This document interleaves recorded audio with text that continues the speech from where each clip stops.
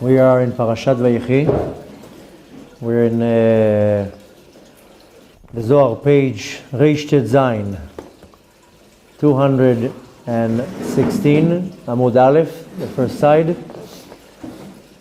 It starts, if you remember, I told you that Rabbi Shimon Bar Yochai had different students, and the different students, each one used to either repeat the teachings or come up with a certain explanation. Not the entire Zohar when we read, it's actually said by Rabbi Shimon.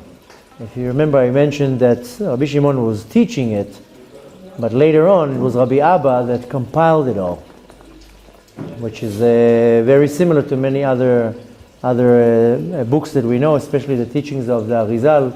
Arizal didn't write any book, rather he would teach it. And then his student, Rabbi Chaim Vital, wrote all this information into books. So we saw, if you remember last time, we mentioned the Rabbi Abba, Patach ve'amar. Well, now we're starting, this time is a Ma'amar by Rabbi Chia. If you remember, we spoke about this morning about the method of education of Rabbi Chia.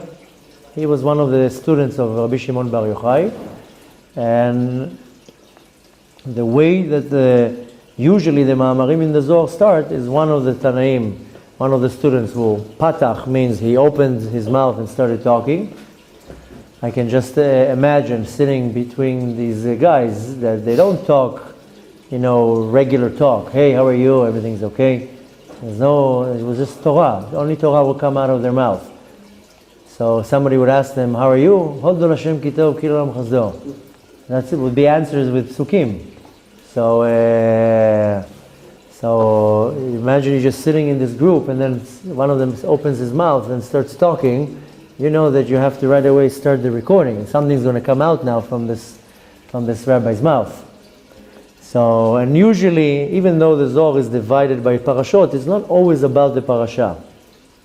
So here we're starting by Vayechi Yaakov.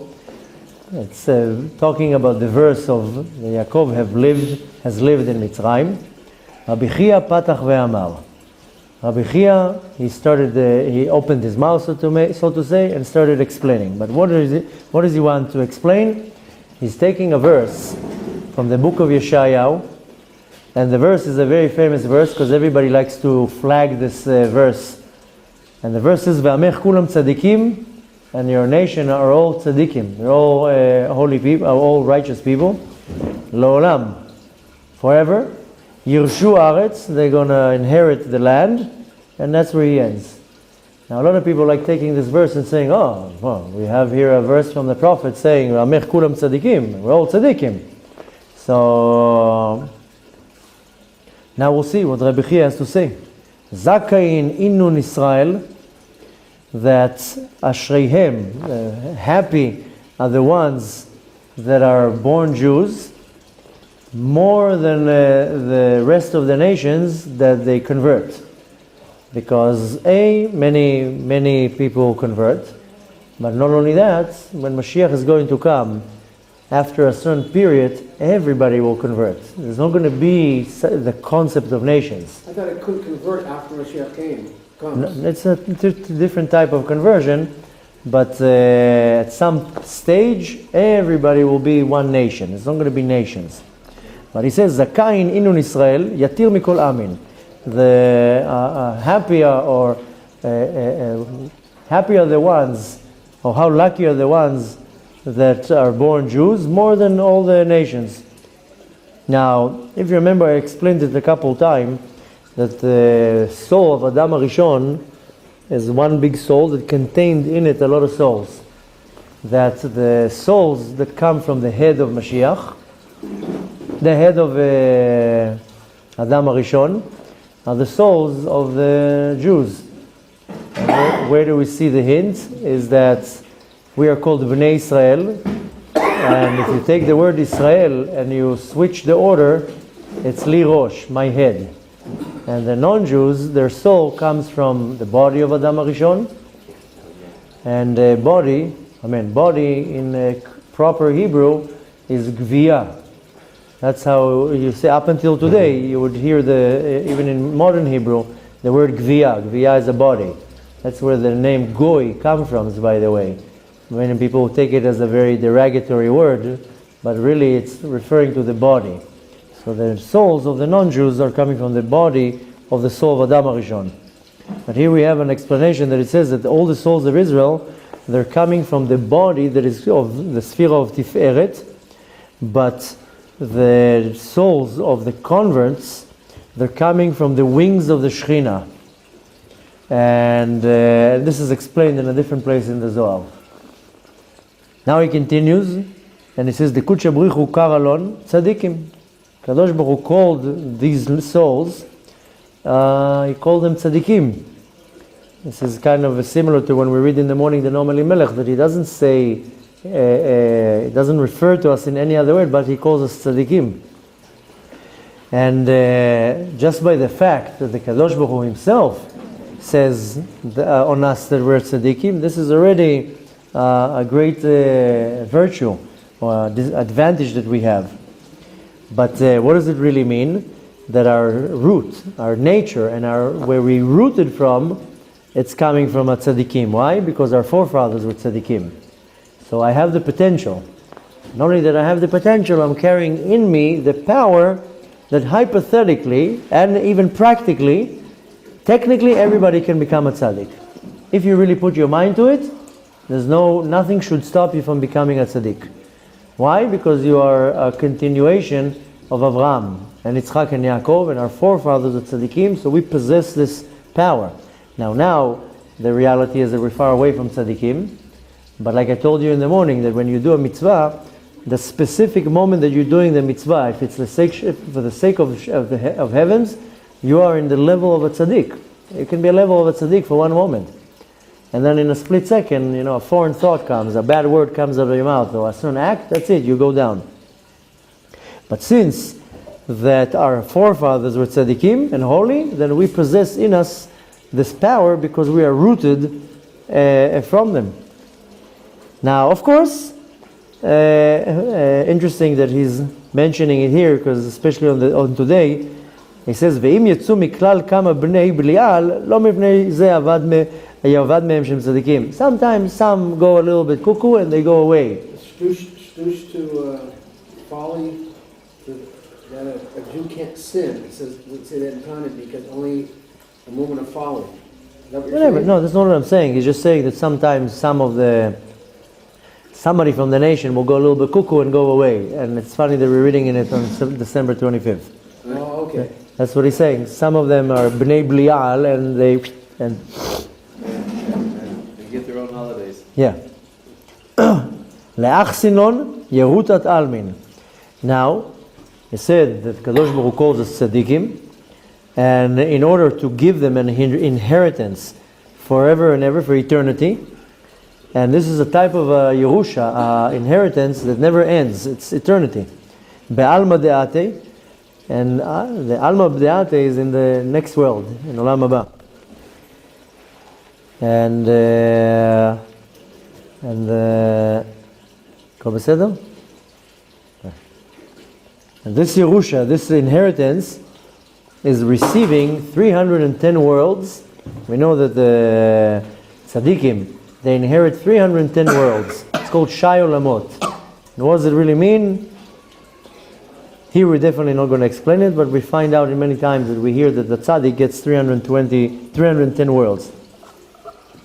But where exactly that? This comes from the Sphira that is called Bina. Bebina hanikret olam haba. This world that we receive is in the sphere of Bina, and the Bina is a concept of Olam Haba, the world to come. You got to give us a little bit more than that on the 310 words. A little bit. No, the way is, let's go through the piece, and then we'll explain. Because usually, like if you remember last week when I was talking about one of the letters, and it was David who asked something, and 2 lines later the answer came. Okay.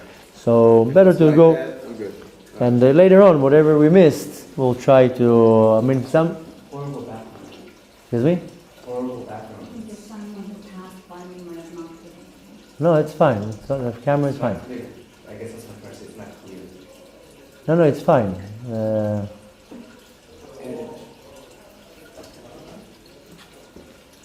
This is what it means that the Olam Yirshu Aretz, that forever, for the future, they're going to inherit the land. Umilat Eretz, Eretz Alyona Sheyabina. When it says L'Olam Yirshu Aretz, that they inherit the land, this is referring to the land in the world above.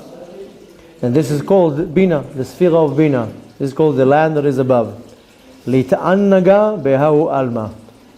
What is going to happen when we receive all these worlds? We're going to receive unbelievable pleasure that we cannot understand even what it means. And this is in the world above that is divided into 310 worlds. Where is that placed? This is placed in the world of Bina, in the sphere of Bina. Kama dichtiv, as it says, it says it in the book of Yeshaya, Az tit'aneg alavaya. We read that every Shabbat in Kiddush, that it says, Az, then you're going to get pleasure from the name of Yud Kei Vav Kei. Meaning, klomar, babina shi lemala mizir anpin, hanikra Yud Kei Vav Kei. This is going to be in a level that is in the sphere of Bina. Bina is above the Sfirot, is above the Zir Anpin. And this level of Bina is called Yud Kei Vav Kei. Ve'amar, and he said, Ma'ai Tama, what is the idea that we inherit these worlds and not the converts and not the nations? Begin the mitadabkin begufa de malka, because the souls, our souls, are getting glued to the body of the king. Meaning, he wants to say, because our soul is coming from the body of the sphere of Tiferet, that over in that level, very high lights, what's called orot gdolim, from the world of Bina, are being revealed. And from there comes out these 310 worlds. Dichtiv, as it says, V'atem advekim b'Hashem Elokechem, chayim kulchem hayom. This is what we say when we lift up the Torah, right? And in many other times we say, V'atem advekim b'Hashem Elokechem, chayim kulchem hayom. Whoever is glued to Hashem is alive. It means that we are glued to what's called the zun, the 6 midot. Chayim kulchem hayom, meaning living today, because the power of life is coming from the sphere of Bina. This is where we get our life. That's what I started explaining on Friday about the mikveh, that the concept of mikveh is to elevate the soul into the sphere of Bina. And the sphere of Bina is what nourishes the life. And this is one of the reasons why it says in the verse in our Parasha, Vayechi Yaakov, that Yaakov has lived, to tell you that we are called the Bnei Israel, the sons of Israel. Why? Because our soul is glued, so to say, into the sphere of Tiferet. Shu Sod Yaakov, this is the secret of Yaakov. Why? Because our entire life is being nourished by the sphere of Bina. Later, Techev will explain everything. I know some of it doesn't make so much sense. V'adabuk bo, and anyone that is glued to it, nechshav kilu dabuk b'chaim elyonim. And any person that is glued to the sphere of Bina is considered like as if he's glued to the life above. Now Rabbi Yitzchak, another one of the students, continues and says, Rabbi Yitzchak patach ve'amav, to explain it in a little bit of a different way. V'amech kulam tzadikim l'olam yirshu aretz. This is the verse that we just read from Yeshaya. What does it mean that your nation are all tzadikim and they're going to inherit the land? And he said, "Ha ikra raza illa'a." This is this verse is a secret, a very big secret. I'm coming from raza illa'a. Raza is a secret, illa'a a supreme, above, high. Ihu ben mechatz lechakla. That this is there are many secrets of the Torah. We started talking about it, I think, a few weeks when we learned one of the Ma'amarim in the morning, and I mentioned a concept, a term, that the Arizal is talking about the orchard of holy apples, Hakal Tapuch and Kadishin. In there is all these hidden secrets of the Torah are hidden in this orchard. And one of these secrets that it's talking about Yaakov coming from the Tiferet, then if you know how to reach to that orchard, for example, like the Arizal, he was able to get into the orchard and pick, like you're taking an orchard, you'll find apples or tree or oranges, and you pick one off the tree and you eat it. The Arizal was able to go into these orchards and pick up these secrets and eat them, and eat them meaning to digest them, to internalize them. So this is called Kotzrei Sodot HaTorah, that you go able to go into this field, this orchard of holy apples, and you're able to pick one up and eat it. Just imagine what's going to happen very soon when Mashiach is going to come. Why did Hashem didn't want Adam HaRishon to eat from the tree of knowledge? Because every time he would take a fruit off, give a bite, all the well springs of knowledge open. Just imagine what a ta'ava was to look at Etz Hadat. Now we have a desire, we don't know how to relate with it. But take now a person who's addicted to drugs, that he needs his fix, and if he doesn't get it for a certain amount of time, he will he will kill for that. So just imagine the te'ava. Now we're Baruch Hashem, we're not on that level, but we do have some te'avot that we're calling it the red lady, that the draw is unbelievable. Just imagine what te'ava Adam HaRishon had when he looked at the tree. It says in the Torah, ta'ava la'inayim. It was the eyes would see it and would lose their balance, because he knew that every fruit he takes off and gives a bite, his mind opens up to see these hidden secrets that our mind cannot even understand what it means. Okay, so you told me I'm a secret. This is something that bemet you can't really relate in words. This is even in my own personal experience, that I remember things extremely clear, but there's no words to even give it. And the memory of the experience is beyond pleasure. It's not a pleasure that you get from food here or from something in this world. It's a total different pleasure that you are immersed in the wisdom of the Kadosh Baruch Hu, and you understand one of the secrets of the world.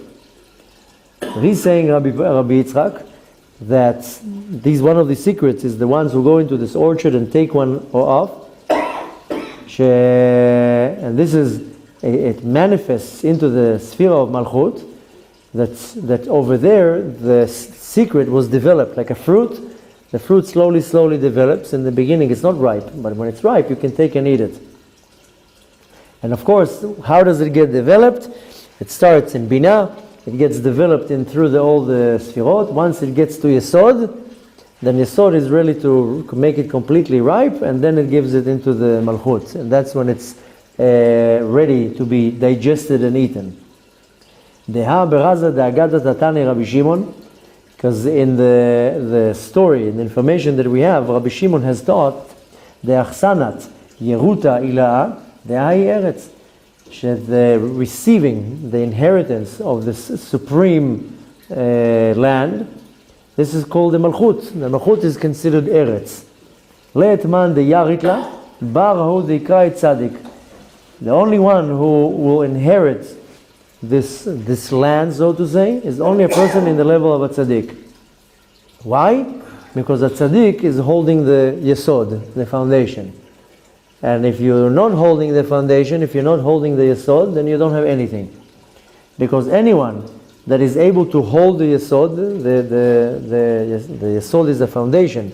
Of course, we're talking here, Techa will explain it a little bit more. But any person that is able to hold the yesod, Shmirat Abrit is one of them, is holding the yesod is the foundation of everything. If you shake the foundation, the whole building collapses. But if the foundation is very powerful, nothing can move you.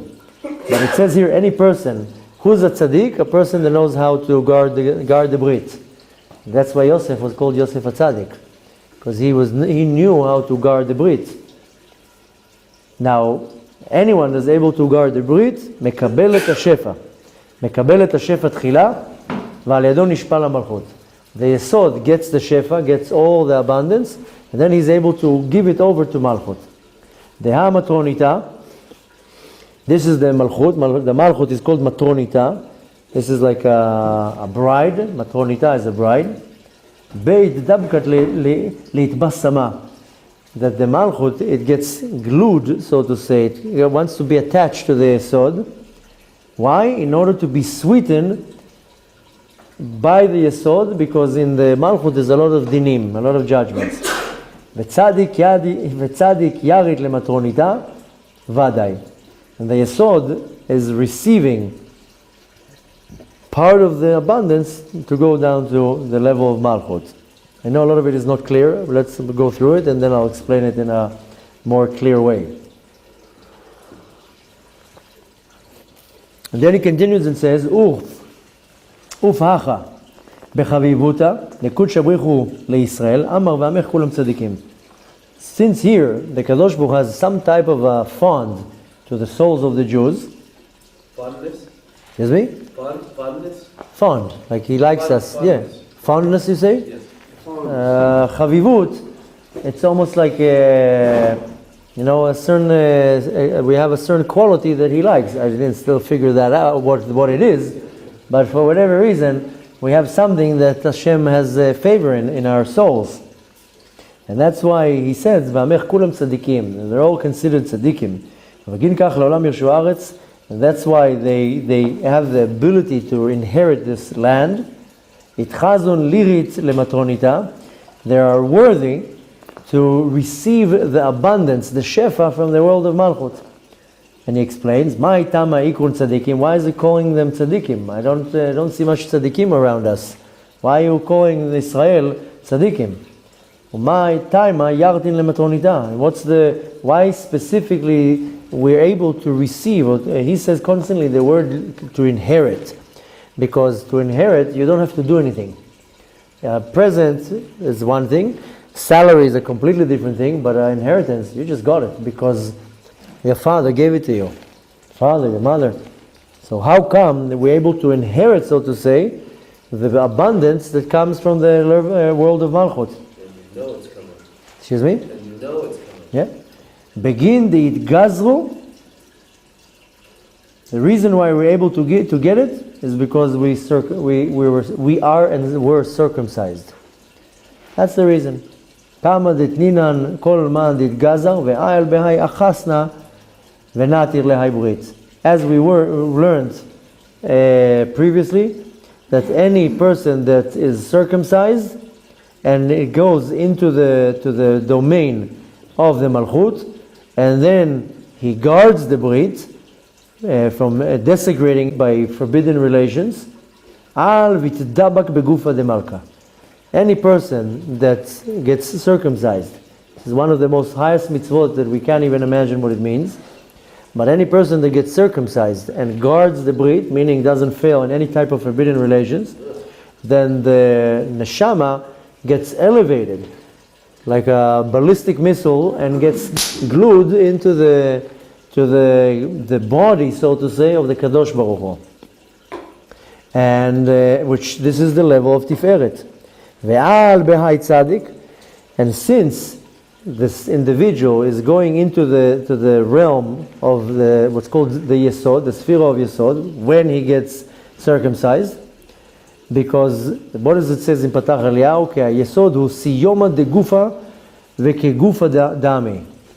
If you're looking at the structure of the human being, it's a replica and a manifestation of the structure of the spiritual composition of the spiritual body. So there's a head, there's a body, there's arms, there's legs, and we know that the ends of the body, 10 fingers and 10 toes, that's where the klipa has yenika, where it sucks from. All our energy goes out from our fingers and from our toes. This is where the body loses energy. But if you're looking at it, where the organ is placed, both the female and the male, it's kind of like the end of the body. Because in the end of the body starts the leg. But this is like the end of the actual body. Yeah, you have to imagine it in the spiritual level, that this is the bottom, the foundation.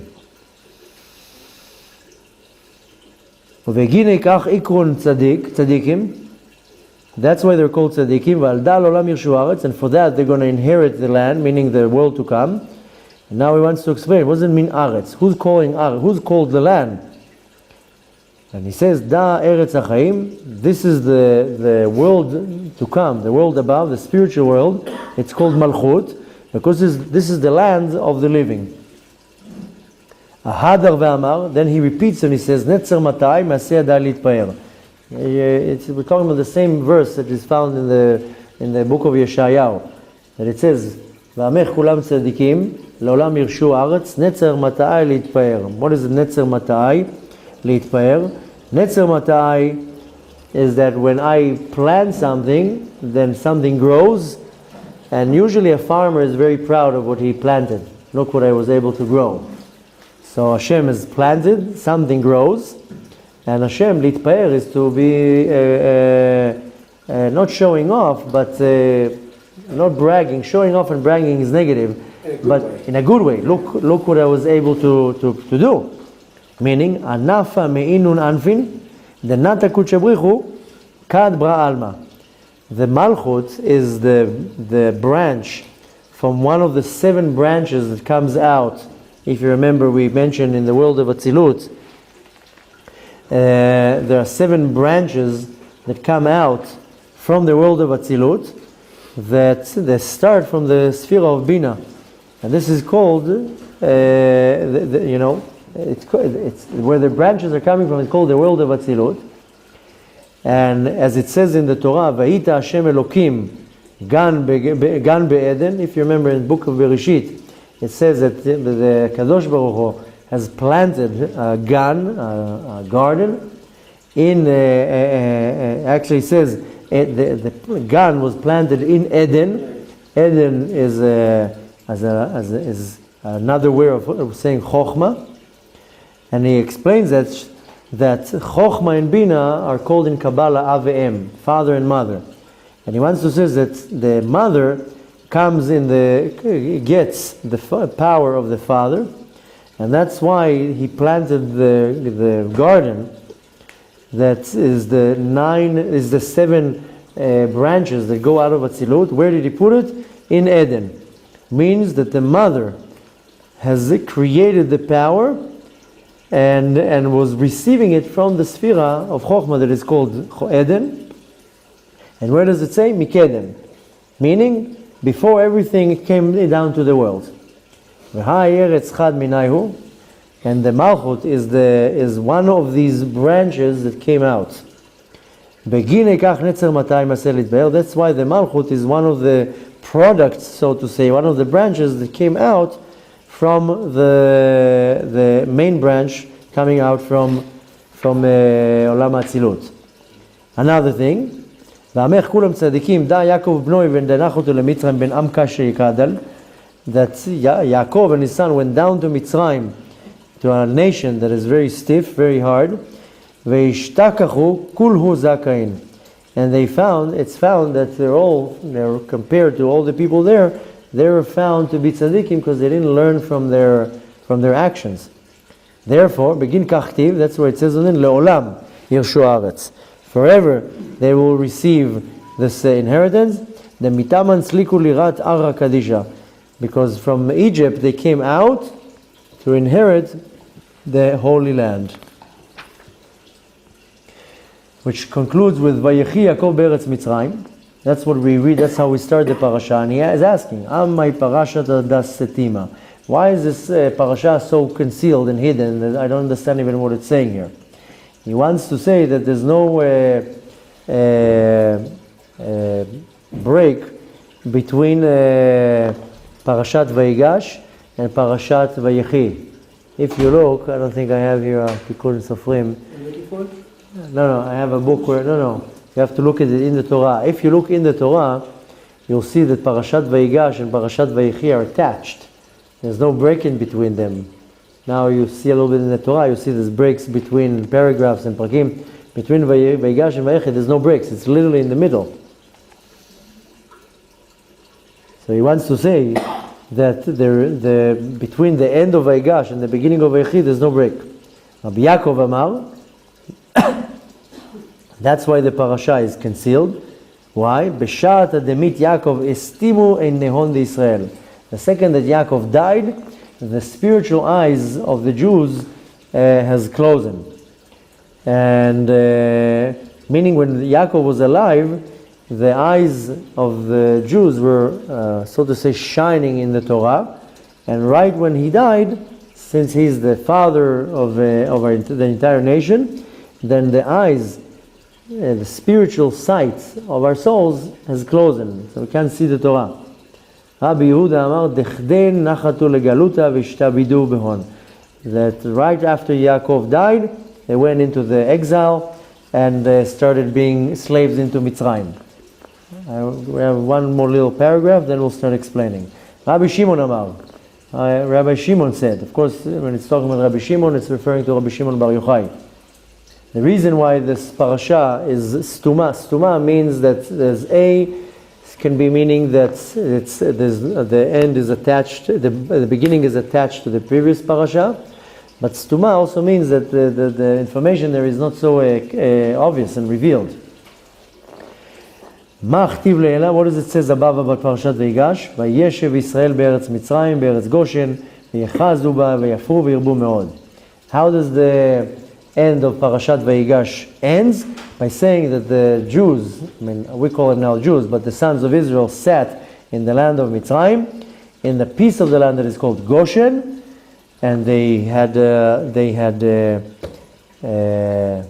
established themselves there, and then they became very fruitful and multiplied. They came down 70 people, and after 210 years, there were millions.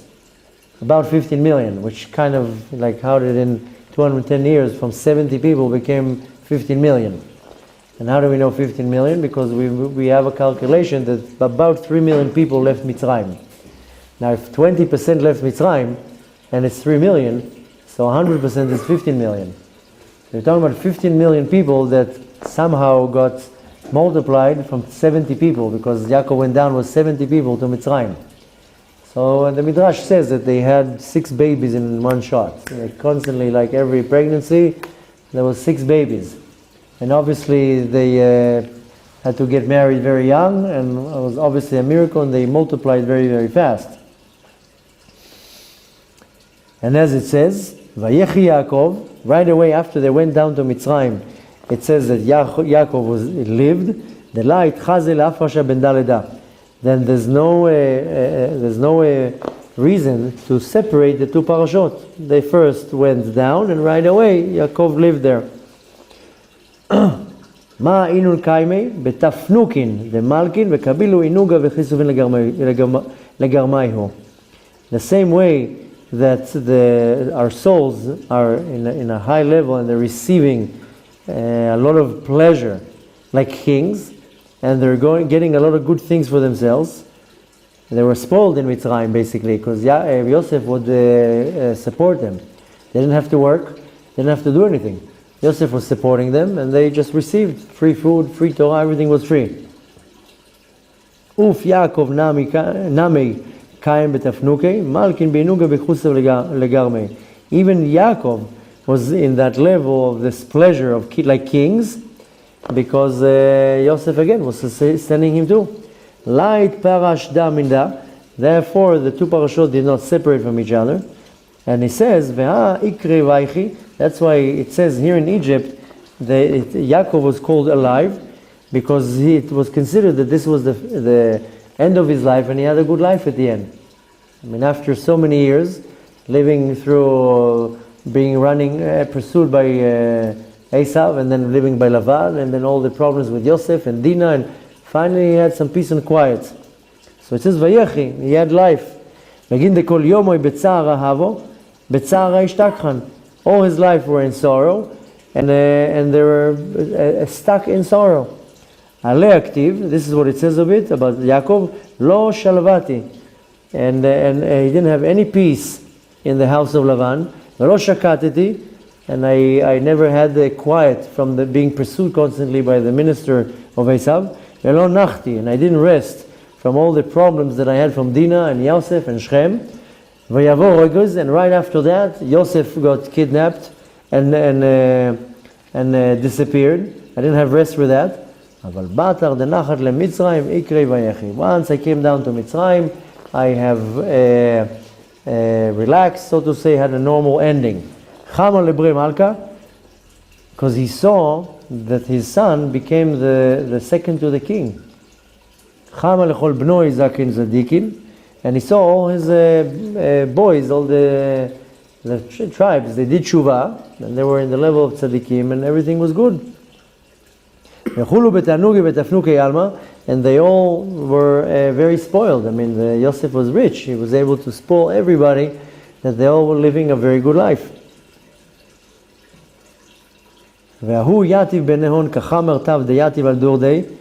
And he was sitting between them, like, sitting, the way the Zohar is saying is like sitting and sipping on wine all the time, like a good life. You're sitting, no problems, just sipping on wine.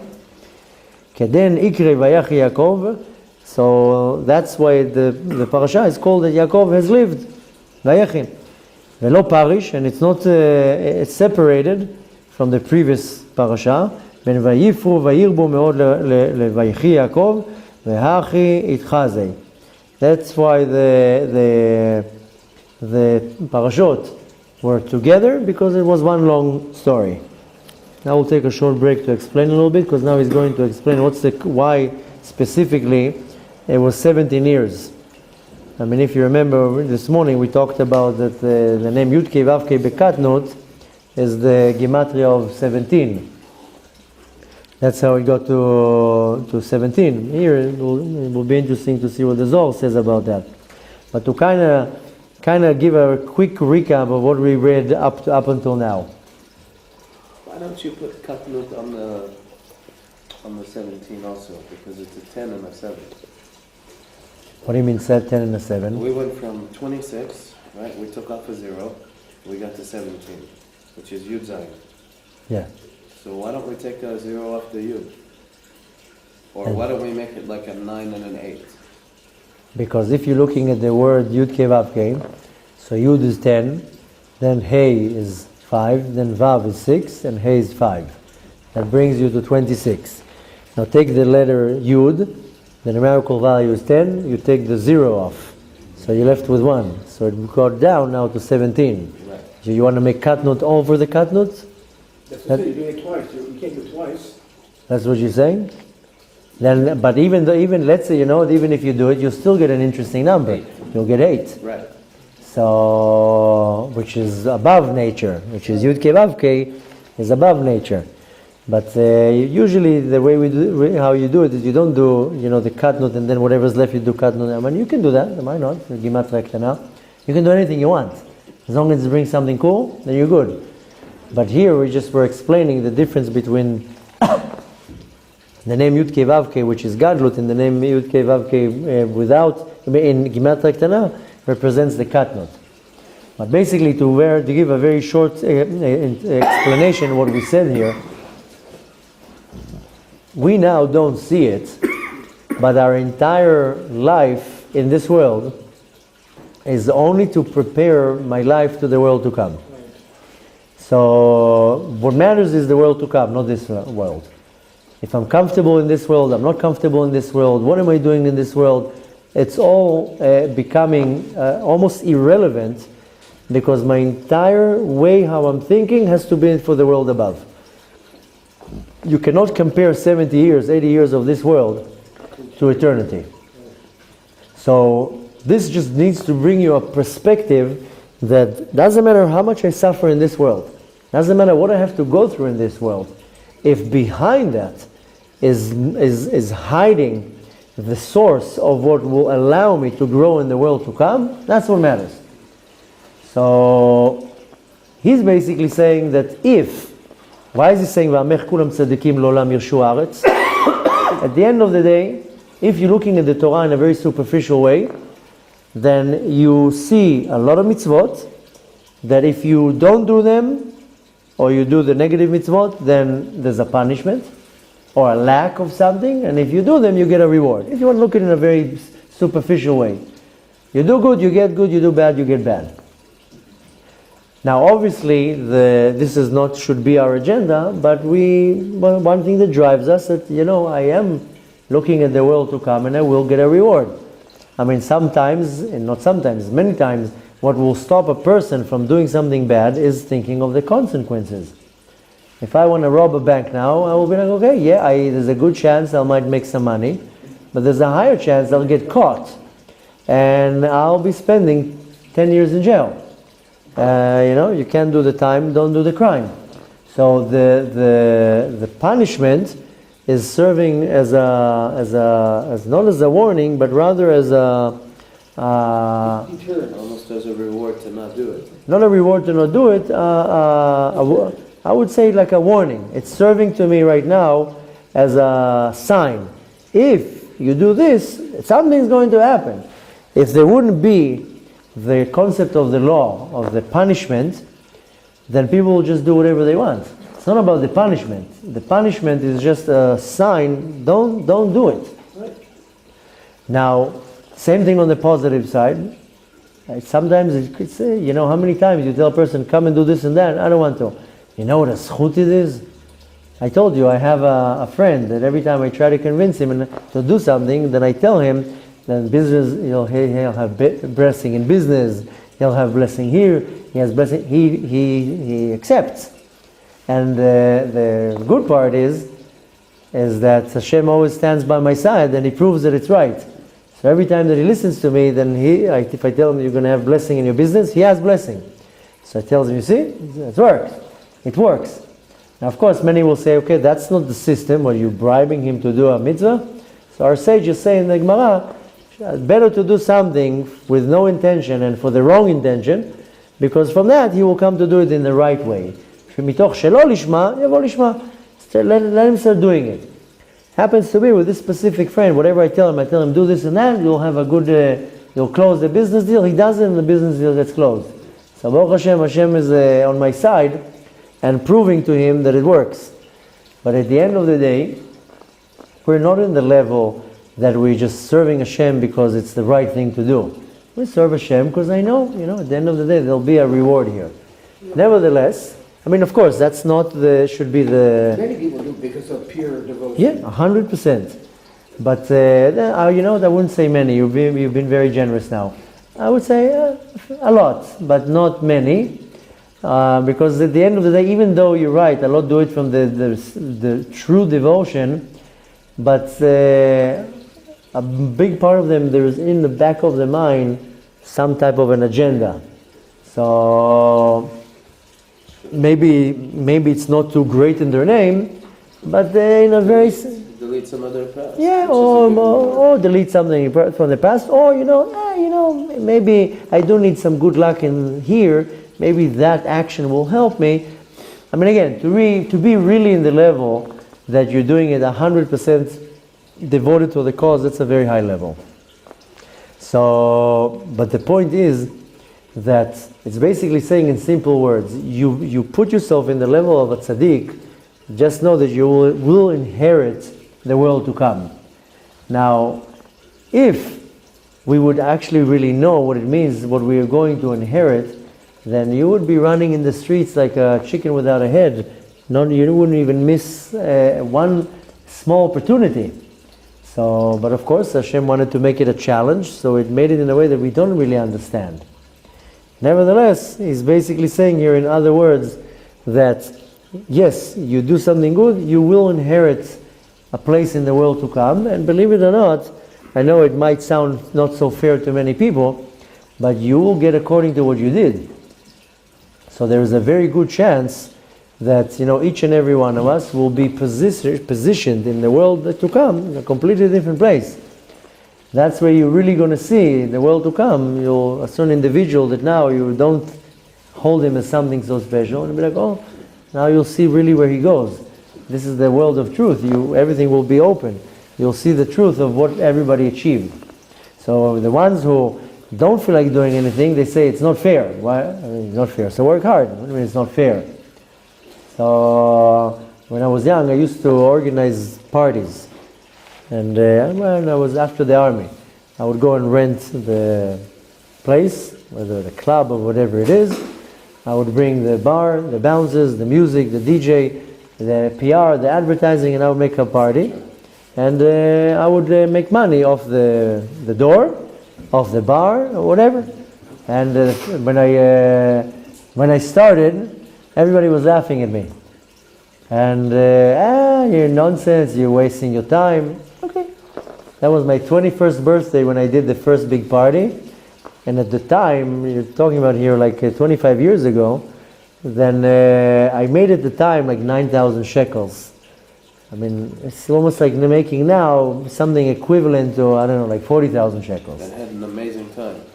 Forget about the amazing time. It's in one night, after all your expenses, you put in your pocket a 21-year-old boy. So of course, all my friends who came and laughed at me the next day, I was, flipping through the money. So one of my friends came and told me, he was laughing at me the most. A few weeks later, I, hung out with my friend. He told me, what were you doing today? I told him I went to look at another place to do the next party. Oh, you really? You're doing another one? I said, yeah, well, the last one was a big success. I'm doing another one. I have momentum now. So he's like, okay, let's do it together. Oh, let's do it together. Didn't you laugh at me last time when I did by myself? Yeah, but no, let's do it together. I told him, well, I don't need you. I don't need you, I don't need the investor. I have my own money. I don't need anyone. I did it myself. Why do I need you? I don't need you. You were invited. I'll let you in for free. Drinks on the house, but I'm not looking for a partner. He got so upset. He got so offended. Why are you not letting me join? I said, because I don't need you. I'm doing it myself. Don't forget, you were laughing at me. You were laughing at me then. You were mocking me the whole time. So, same thing here. Will come a day that we're going to be sitting in Olam Haba, and one that is mocking all the time will be, hey, let's join now. No, you can't join anymore. This is Olam Haba. You had your chance. And one will be sitting here, and one will be sitting here. And the one that was whining here, then we're like, what a mistake. This is in itself just to understand the importance of our life. If we just take our life for granted and we focus on nonsense, it comes the end of the day, and like I wasted my life. What did I waste my life on? Now I can reverse my life. This in itself just needs to put in perspective that, hey, I'm here. I have a whole, list to start checking off. So that in itself is enough to just put everything in the right perspective, what it means to wake up in the morning, to be devoted, to do what I need to do. It's not about wasting my time. It's literally taking into consideration that how every moment here is a big thing. Right. Now, how do I get to that level? He tells you a secret. You want to be held as a tzaddik is only if you're holding the foundation. It's only if the yesod. The yesod is the foundation of everything. If your foundation is shaking, then you have nothing. So Yosef a tzaddik, I know, you don't want to hear it, but Yosef was a tzaddik. Yosef understood that the entire nation, generations and generations and generations, are on his shoulders. If Yosef would fail, the whole tower, the card tower, tower cards, everything would collapse. Excuse me? House of cards. House of cards. Yosef knew that. Don't you think he wanted to do whatever he wanted to do? He looked around, he's like, nobody knows me. You know, the ones who take the yarmulke off, nobody knows me. Yosef was like, I'm in the land of nobody knows me. I can do whatever I want here. But he knew, he's like, listen, I now fail. The entire world is on my shoulders. All the nation, all the generations after me are on my shoulders. So he succeeded. What about the rest of us? Remember what I told you before. If you can prevent 15,000 men just one night, forget about forever, one night. Remember we talked about it? So it's not about if you fail or win. It's how the fight was. You can see sometimes in martial arts or in boxing, one might lose the fight after 15 rounds, but at least he gave a fight. He gave a good show. People got their money worth for the ticket. It's not if you win or if you lose. Needless to say that you want to win here. But it's the fight that you put. We call it correct, but don't we? I mean, Listen, for it to be correct, it has to be intentional, and there has to be a lot of things. Moshe, for it to be correct is not so simple. But that's why you do tshuva. Now, if you understand the meaning of something, then it's almost like me telling you, if you're able to do something that is very hard for you, but I'll give you $50 million at the end of the month for doing that, or at the end of the year. Oh, $50 million. Yeah, that's not. I have a friend who was pretty much of a crook, and I don't want to say business partner, but a crook. And he did something, and he got, in a very not honest way, about $10 million. And he got caught. And he sat in jail, not too long, a couple of years. And the whole time he was like this.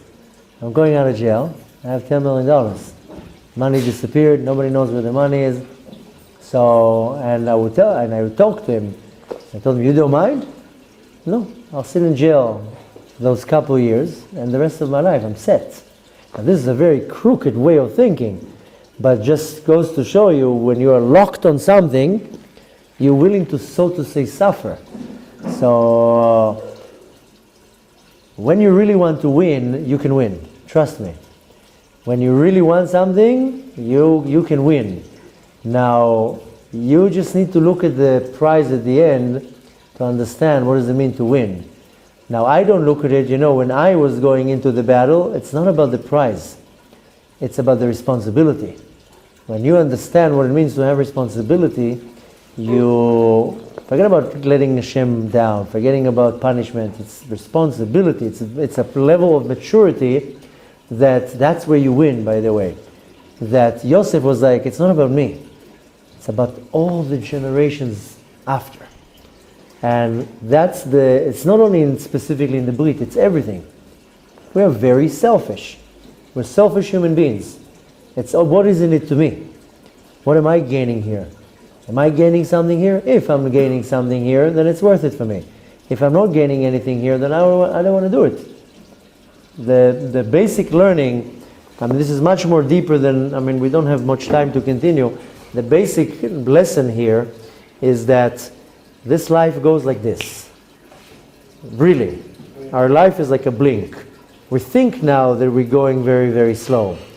But this life is a blink of an eye.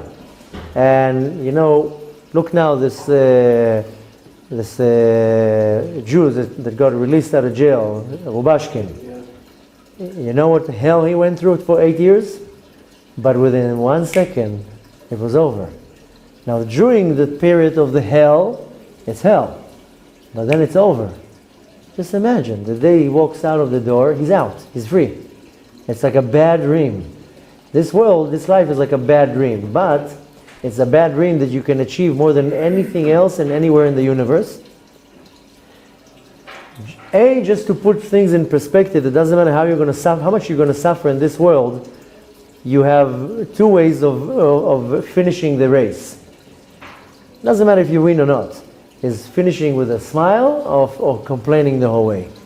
You can complain the whole way, then you'll finish the race. We all finish the race at some point. Doesn't matter right now if you finish with your tongue out or not, but we all finish the race. The question is how you passed the race. And the point is to put things in the right perspective. That first of all, so what if we suffer here? It's nothing. The suffering has a meaning for that. You go to the gym now, you want to lose weight, it's suffering. Maybe you might enjoy the workout, but anything that you want to achieve has to come with a kvetch. There's no kvetch here, you don't get nothing. But more than that, then you have to go into the mindset of the Kadosh Baruch Hu. It's not about the result, it's about the effort. And you have to understand the idea behind how Hashem is thinking. He wants to see how you look at things. He wants to see how you analyze things, how you perceive things. It's not necessarily about the victory and that if I got the trophy or not. Especially when you're battling something. It's not about the result. That's in the hands of the Kadosh Baruch Hu. It's how you handled it. Are there really a lot of people winning this battle, 100%? And I just don't understand You don't understand what? that something like that is actually possible. No, everything is possible. First of all, everything is possible. More than that, each one is running on a different track. And sometimes the track is a mile, sometimes the track is 5 miles, some track is a marathon, it's 40 miles. So it all depends how you're running on the track. You know, I'll give you an example. A few years ago, I went to do a general check to my heart. You know, I turned 40, I was like, okay, I'm not young anymore, let me check the system. So they did all sorts of tests, and then the doctor said, you know, I'm going to put you on a stress test. I was like, okay. So you know how they work it on a stress test. They let you run on a treadmill. And they want to see when the body is going into stress. But then they don't tell you stop. They increase it. And then they increase it more. And they want to see how the body is reacting to the stress. Same thing here. Sometimes Hashem is just wanting to see how you're reacting to the pressure. And it could be that the challenge is 10 years. And the challenge here is just to keep the head up and to be able to continuously fight it. So, but anyways, this is a completely different topic, how to battle these things. The point to take from that is very, very simple, is that we have to look at the big picture. The big picture starts with, first of all, what's waiting on the other side. It's all about the other side, it's not about here. But mainly the bottom line is the responsibility of looking at it in a general way. It's not about me, it's about everybody. That's exactly the level of Yosef. That's why he was called a tzaddik, because he wasn't thinking of himself. He wasn't selfish. And when you're able to not be selfish, Yosef, מאוד מאוד מפריע. תלך הביתה בבקשה. When you know to work on yourself, not to be selfish, that's when you really achieve the level that you can battle these things. It's all about not being selfish. Most people are very selfish. Now, if you really know how to let go completely from anything that is about what is it for me, then you will get your elevation that you're starting to get all the shefa. That's what he said. How do you get the shefa? That the malchut gets attached to the yesod, then the abundance starts coming. So the workshop you want to do here is you have to recognize in which department you have to be really honest here. And most people say, oh no, I'm not selfish, I'm not selfish at all. Okay, if you're still struggling in certain battles, this is your red light to saying there's some type of selfishness here. It's nothing here is about me. In order for me to grow to the next level, to be able to start climbing to a much higher spiritual level, the selfishness has to be completely uprooted. Look at Moshe Rabbeinu. Moshe Rabbeinu, he didn't have any desire, anything for himself. He divorced his wife. He left his kids. He lived in the desert. He was totally devoted to the klal, to the majority, to the community. Now, nobody's expecting you to be a Moshe Rabbeinu, but you can be a Moshe Rabbeinu on your level. And unfortunately, I'm not saying it chas v'shalom to put anybody down or push anybody to a corner, but we are selfish. We're all selfish. And you have to reach to the level that you see in my actions, where is it not about me? And it's not easy, because Hashem will challenge you every day, 50 times, that you will want to fight to, so to say, yeah, but this is the line where I draw, but it's not about you. It's nothing about you. This is the secret where you climb to a much higher level. Now you can't do that overnight, but that's something you have to start applying. That my entire agenda is about how I'm a giver. The more that I'm a giver, I think that I'm losing out. The more I become a receiver. Because my entire essence is not to keep anything, then Hashem gives me more. Besides, this is one thing we have to internalize in our mind. You don't take nothing from this world. Not money, not fame, no status, no degrees, no nothing. You don't take anything from this world, so why hold it? Why hold it? Baal Shem Tov gave everything that he had, he just gave. I don't want to have anything. It's not mine anyways. The only thing that is remaining is the purification. Whatever comes to you, if you know how to give it out, it's like a filter system. It just cleans you. A filter doesn't take anything. It just gets cleaned. I mean, it's cleaning the water, cleaning. So anything that Hashem gives you is for you to take it and right away to give it over. It's the mindset of nothing belongs to me, nothing will remain mine, and what's the point of holding it? It can be something physical like money, it can be something like respect, or honor, or status, or just give. The more you give everything over, the more you become a clean vessel, the more you become a worthy vessel, then you get attached to the source of the shefa, of the abundance. That's when you really get. And when is the real time when you're getting? It's Olam Haba. It's not Olam Hazeh. Olam Hazeh is nothing. Everything is about Olam Haba. And that's why it says, connecting it to the beginning of the Parasha, Vayechi Yaakov, because when was he really living? And look how much he was giving. It was nothing what was about him. He had to run away from his home. He had to be 20 years by a father-in-law that was driving him nuts, taking advantage of him. But he says, it's not about me. Yaakov said, I can get up and leave. But he constantly, in the back of his mind, he was like, no, it's not about me. It's about me doing what I'm supposed to do. So, and that's why the real life, what is it saying? Netzer matayim maseh yadai litpaer, that leolam yirshu haaretz. When do you inherit, so to say, the reward? Is in olam haba. It's not about this world. So the basic learning to take from this, it's all about just something gives something to you, give it over. This is nothing should park. Now the mindset is like, oh, I'm losing here, or I'm suffering, or I'm not living in the right standards, or it's nothing. Tomorrow Mashiach comes, you think anything will matter? The only thing that will matter when Mashiach comes is your Torah and your acts of kindness. That's it. Not your money, not your degree, not your status, not anything. Now this is so close to us, so close. This is where I don't understand how people are not snapping out of the dream that they're living in. This is literally like the last 100 feet of the race, and people are still worrying about their communal status, and who said who, and who said this, and who did this, and what is it for me? How am I going to gain from here? This is nonsense. I mean, any second, can you imagine when Mashiach comes, good or bad, doesn't matter. You know, the screen goes down, whatever you were able to grab is yours. You know, it's going to be very sad to see how many people there's no Torah there. Any person that there's no Torah and mitzvot and good deeds, you can't survive Mashiach. Either way you're looking at it. Even if Mashiach comes in the nicest way, if a person doesn't have Torah, or the person was all about lying and deceiving and cheating and ego and arrogance, he's not going to be able to stand next to Mashiach. So he's not going to benefit from Mashiach anyways. So it doesn't matter if, it's all about walking on the path of Emet.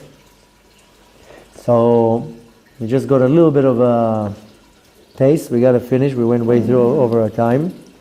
But B'ezrat Hashem, we should be able to grow to a higher level, to really walk on the path of Tzadikim. And it can be done. You just have to have the right mindset. To really program yourself that this walk in this path is almost over. And it's really about, everything is about Olam Haba. And at some point in my life, the turning point in my life, because that was the biggest pots before I became an observant, it was all about me. What is in it for me? How in every situation I'm getting something here. And if it didn't fly by the criteria, no. And at some point, after a while of refinement, the entire outlook was like, it's all about doing the right thing. And usually the right thing is not always for your benefit. But in any situation, my analogy is, what is the right thing here right now? And you know what? It seems on the surface that in most times you're the one who loses. That's how it seems. That you're getting the short end of the stick. And your ego right away will tell you, no, don't, in this battle, don't give up. And in that, don't do this. But when the entire mindset is, what is the right thing here to do? That's the question I have in my mind. What does Hashem want me to do right now? There will be a situation, and my question is to come to a decision is, what does Hashem want me to do right now? Does Hashem want me to gain pleasure right now, to go down in my level? Or Hashem wants me to do a certain action. And it doesn't matter right now if it's coming from fear, from stress, from worry, from love. It doesn't matter what causes you to do it. First do it. If it's fear that it's holding you, stopping you from doing something, okay, so bring that fear. When I had to battle certain things, especially, when it comes to the gardening of the Brit, then I had to scare myself. And the thing what caused me to be strong is fear. It's fear, not anything else. So I would, like a meditation. If I knew I'm coming to a weak point, it's just arousing that fear. And if you really believe in something, then you don't do it. And there's a target, and you have to know how to be locked on the target.